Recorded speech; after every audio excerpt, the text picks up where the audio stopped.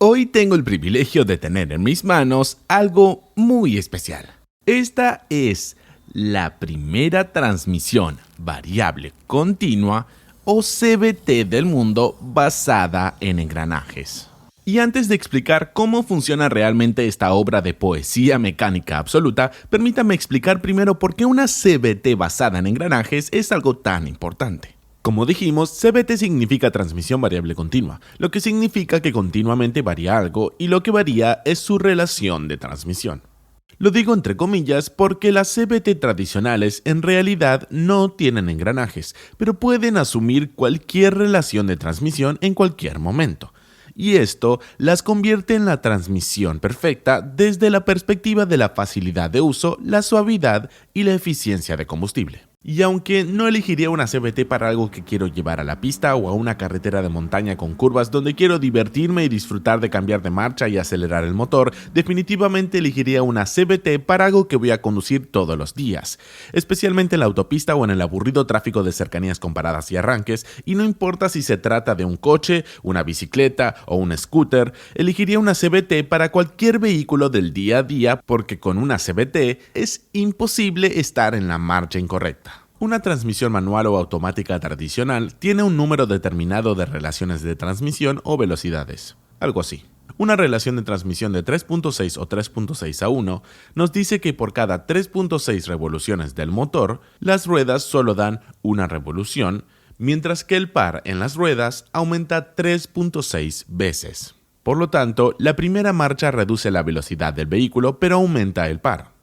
Por eso se utiliza para poner el vehículo en movimiento desde parado y para subir cuestas empinadas. Por otro lado, una relación de transmisión de 0.7 nos dice que por cada 0.7 rotaciones del motor, las ruedas dan una vuelta mientras que su par motor se reduce 0.7 veces. Por lo tanto, esta relación reduce el par motor mientras aumenta la velocidad, lo que significa que es ideal para circular a alta velocidad en la autopista, donde el vehículo ya tiene un momento enorme y solo quiere mantener esa alta velocidad. Las otras relaciones de transmisión entre estas dos cubren la infinidad de otros escenarios entre el arranque y la conducción a alta velocidad. En comparación con esto, una CVT se parece a esto. Como puede ver, solo tenemos dos, entre comillas, relaciones de transmisión o velocidades.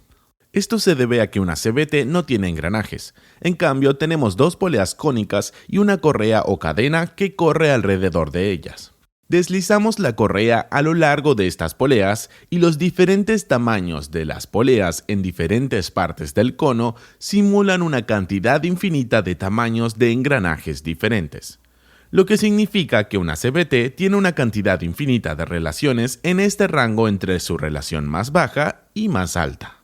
Entonces, si una transmisión automática o manual es de 6, 5, 7 velocidades o lo que sea, entonces una CVT es una transmisión de 1.000.000 de velocidades o una transmisión de un número infinito de velocidades. Esto es muy bueno para la eficiencia de combustible y la suavidad e incluso la aceleración, porque un motor no es igualmente eficiente ni igualmente potente a todas las RPM. Un motor típico alcanzará su máxima eficiencia a unas 2.500 RPM y su máxima potencia a digamos 6.000 RPM. Por supuesto, estos valores pueden variar un poco, pero normalmente son similares a los de un motor moderno promedio. Ahora imaginemos un escenario en el que pasamos o aceleramos de 60 km por hora a 100 km por hora con una transmisión manual.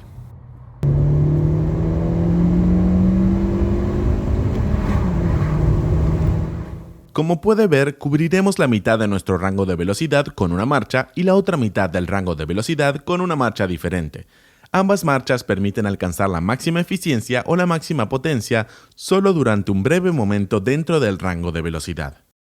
Fuera de estos dos momentos, nuestras relaciones de transmisión son un problema. Por otro lado, lo que hará una CVT en el mismo escenario es que variará constantemente la relación de transmisión para mantener el motor a la máxima potencia o a las RPM de máxima eficiencia, según los deseos expresados por el conductor a través del pedal del acelerador. Esto genera una sensación de conducción un tanto extraña para quienes están acostumbrados a las transmisiones manuales o automáticas tradicionales, y es que una vez que el motor alcanza las RPM objetivo, se mantendrá constantemente en esas RPM mientras la velocidad del vehículo cambia. Bueno, sí, la sensación de conducción es un poco extraña al principio, pero los beneficios son innegables. No solo no hay puntos de cambio perceptibles ni sacudidas del vehículo, sino que también ahorramos combustible o ganamos aceleración al mantener el motor en las RPM objetivo todo el tiempo. En otras palabras, una CVT trabaja para el motor, en lugar de que el motor tenga que trabajar para la transmisión acelerando en cada marcha y pasando más tiempo fuera de las RPM objetivo.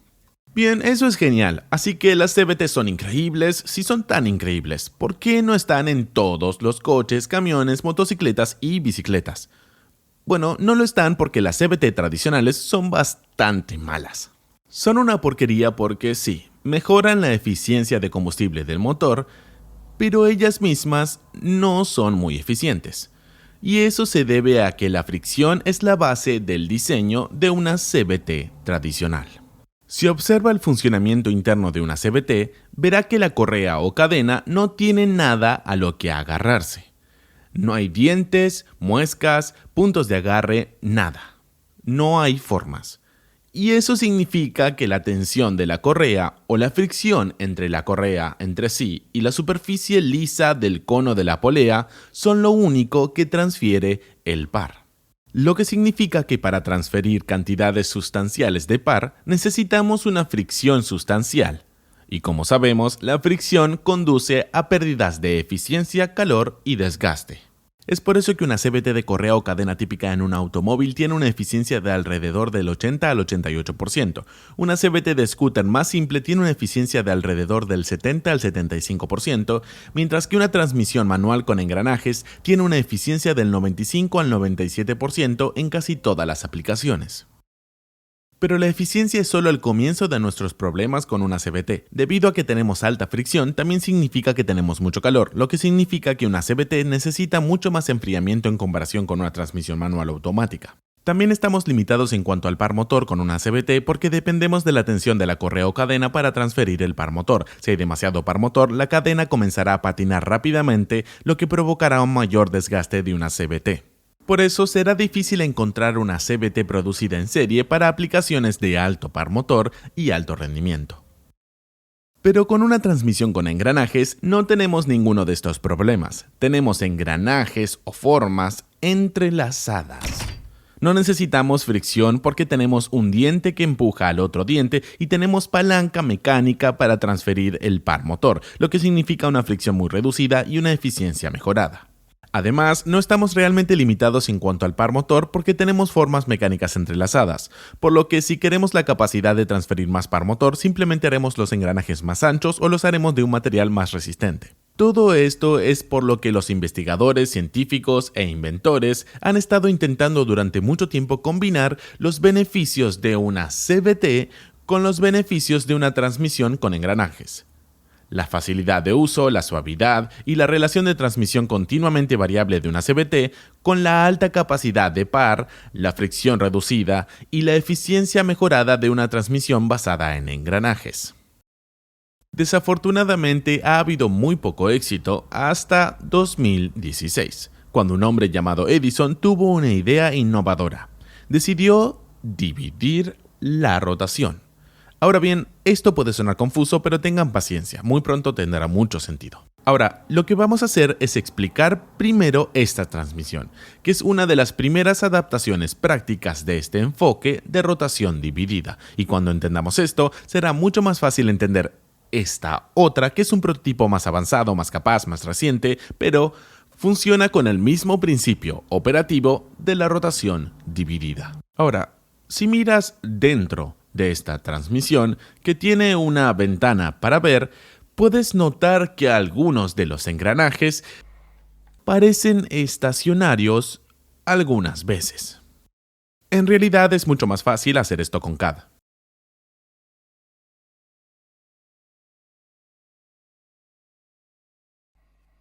Ahora quiero que pienses en estos 3 engranajes pequeños como corredores en una carrera de relevos que se pasan el testigo entre sí. Cuando un engranaje está marcado con un punto rojo, ese engranaje en particular entra en ese momento haciendo el trabajo de transferir y manipular el torque desde la entrada de la transmisión hasta la salida de la transmisión. Puedes observar cómo se pasa esta tarea de un engranaje al otro mientras la transmisión está funcionando, como un testigo en una carrera de relevos. Ahora, para entender lo que está sucediendo realmente, debemos observar un solo engranaje pequeño y su brazo junto con el engranaje planetario al que está unido el brazo. Ahora, el brazo está unido al engranaje planetario a través de una rueda libre, lo que significa que el engranaje puede girar independientemente del brazo. Pero esto solo sucede cuando el centro del eje del brazo o el punto de rotación coincide perfectamente con el eje del engranaje planetario. La transmisión también incluye un mecanismo que puede desplazar o mover el eje del brazo. Observe ahora lo que sucede cuando desplazamos el eje del brazo respecto del eje del engranaje planetario grande que se encuentra detrás del brazo. El brazo ya no permanece estacionario en el centro del engranaje. Ahora, la rotación del engranaje planetario grande hace que el brazo se mueva. En otras palabras, acabamos de crear apalancamiento. Si colocamos nuestro engranaje planetario pequeño en un engranaje anular o interior, mientras el eje del brazo está desplazado, aplicaremos este apalancamiento sobre ese engranaje anular. Lo que sucederá es que el engranaje planetario pequeño arrastrará esencialmente el engranaje anular. Por supuesto, esto solo sucede durante el punto en el que el apalancamiento creado por el desplazamiento del eje del brazo está en una posición favorable en relación con la rotación del engranaje anular. A medida que el brazo continúa moviéndose, el apalancamiento creado por el desplazamiento del eje desaparece en relación con el engranaje anular, y el pequeño engranaje planetario simplemente gira libremente a lo largo del engranaje anular. Pero a medida que desaparece un apalancamiento, aparece otro apalancamiento de desplazamiento del eje y así la transmisión de par simplemente se transmite al otro engranaje y así sucesivamente. Los engranajes planetarios pequeños tienen un rodamiento unidireccional o trinquete para garantizar que solo giren en una dirección. Como puede ver, estamos dividiendo la rotación, y cada pequeño engranaje planetario maneja la transferencia de par durante una parte de la rotación. Manipulamos el par y la velocidad de la transmisión manipulando el desplazamiento del eje de los brazos. Es importante entender que nuestro apalancamiento comienza aquí, en los dientes del engranaje planetario grande. Este es el punto de contacto que hace girar el engranaje. Nuestro apalancamiento termina en el pasador deslizante, el punto móvil que obtiene el desplazamiento. Como puede ver, con un desplazamiento mínimo o relaciones de transmisión bajas, tendremos un apalancamiento máximo, lo que da como resultado un par máximo. Pero también tenemos una velocidad mínima porque el círculo dibujado por el pasador es muy pequeño durante los desplazamientos pequeños. Y recuerde que cada engranaje planetario está activo solo durante una parte de este pequeño círculo. Esto significa que el engranaje planetario pequeño arrastra el engranaje anular solo a una distancia mínima, lo que da como resultado velocidades bajas. Ahora observe lo que sucede a medida que aumentamos el desplazamiento del eje. Nuestro apalancamiento disminuye, pero el círculo dibujado por el pasador deslizante aumenta. Por lo que nuestro torque disminuye, pero nuestra velocidad aumenta. El engranaje planetario pequeño sigue activo durante el mismo periodo de tiempo, pero debido al mayor círculo del pasador deslizante, arrastra el engranaje de salida una distancia mayor durante el mismo tiempo, lo que da como resultado una mayor velocidad. Ahora observe algo interesante que sucede cuando cada uno de los brazos tiene un desplazamiento cero del eje. En ese escenario, los tres brazos simplemente permanecen quietos y todo prácticamente gira libremente. Tenemos velocidad y par de entrada, pero velocidad y par de salida cero. De aquí proviene el nombre de ratio cero. La transmisión también puede tener una relación cero a diferencia de la CVT tradicional. Y esto significa que existe la posibilidad de eliminar el embrague del vehículo según la aplicación y el tipo de vehículo. Y no me refiero al pedal del embrague, me refiero a cualquier tipo de sistema que necesite conectar y desconectar el motor de la transmisión. Y finalmente aquí puedes ver el primer prototipo operando en una bicicleta.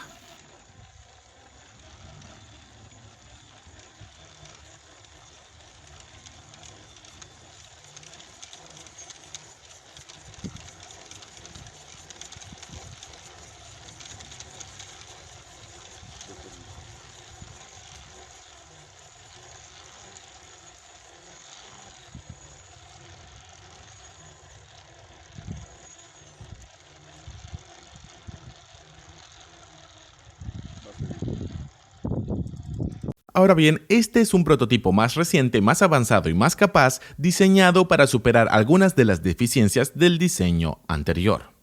Aunque el nuevo dispositivo puede parecer radicalmente diferente en comparación con el antiguo, sigue funcionando con el mismo principio de rotación dividida que el diseño que acabamos de explicar. Observemos.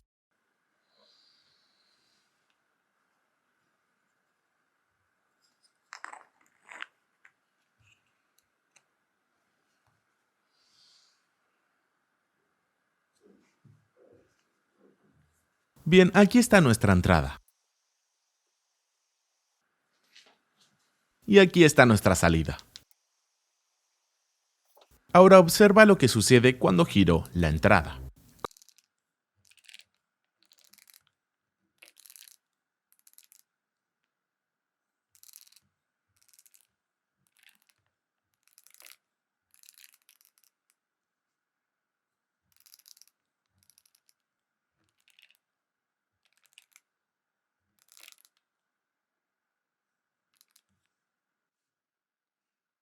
Como puedes ver, tuve que hacer alrededor de 2.8 rotaciones de la entrada para lograr una sola rotación de la salida.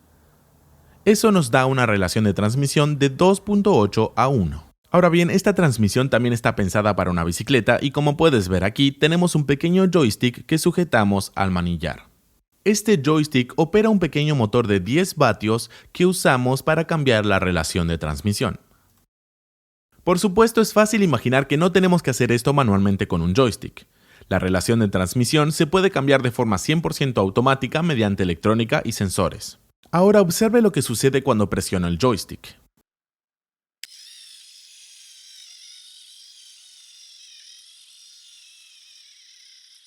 Este elemento convierte el deslizamiento horizontal en un desplazamiento del eje del brazo.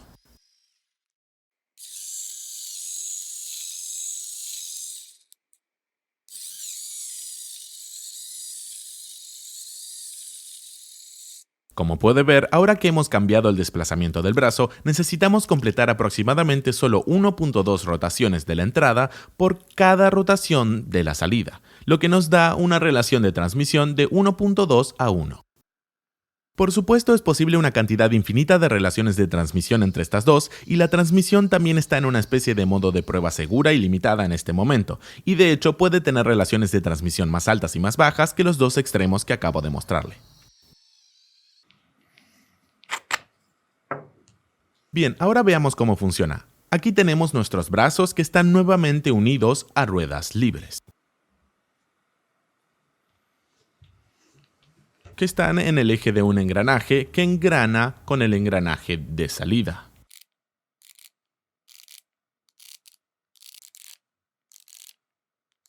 Tenemos 4 brazos de este tipo, que transmiten conjuntamente la transferencia de par entre ellos para generar el valor final de par y velocidad en el engranaje de salida.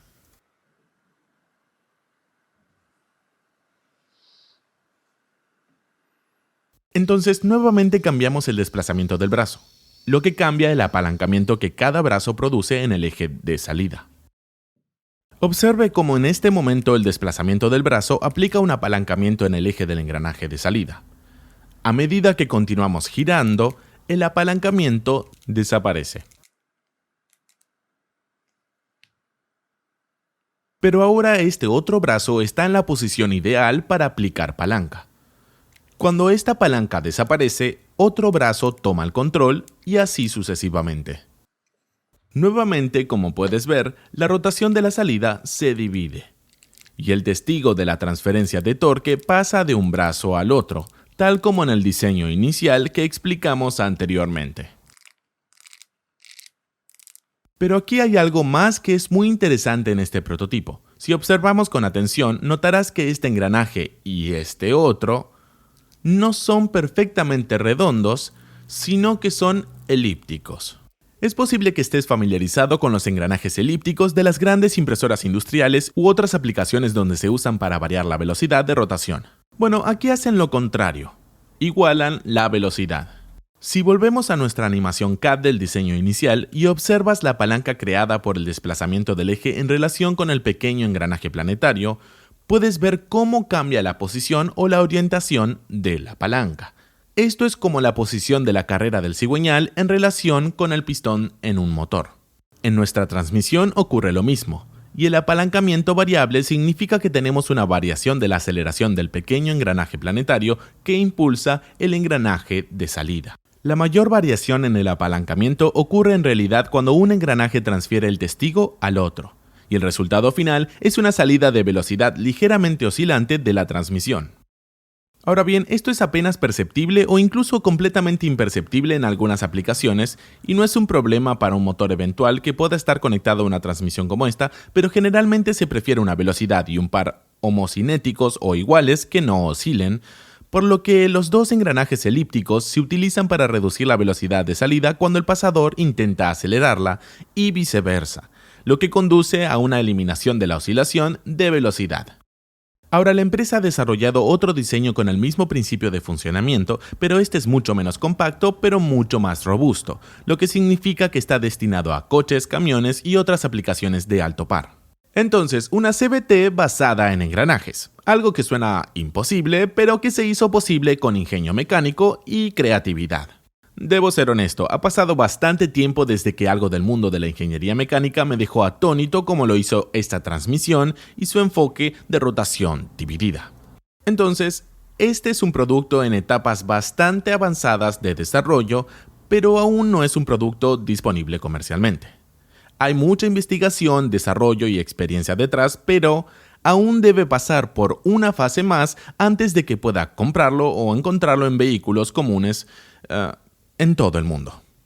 Esa etapa final implica muchas pruebas de laboratorio, muchas pruebas de desgaste, resistencia y fiabilidad, preparando el producto para la producción en masa, ruido, traqueteo, vibración, etcétera, etcétera. Esta es una etapa de desarrollo que requiere mucho tiempo y es muy costosa. Lo que significa que Ratio Zero está buscando socios que los ayuden a superar esta etapa. Y si está interesado en convertirse en socio, puede hacerlo poniéndose en contacto con Ratio Zero a través de su sitio web, que está en la descripción del video y en el comentario fijado. Otra cosa muy interesante de ellos es que en un futuro próximo tendremos la primera combinación práctica de esta tecnología con un motor de combustión interna, ya que Ratio Zero pretende desarrollar y probar su transmisión en la scooter Yamaha T-Max. Y eso es todo. Antes de terminar el video, me gustaría agradecer enormemente a Ratio Zero por darme esta increíble oportunidad de hacer una demostración exclusiva de esta tecnología tan interesante en mi canal. Y como siempre, muchas gracias por ver el video y nos vemos pronto con más cosas divertidas y útiles en el canal de Driving for Answers en español.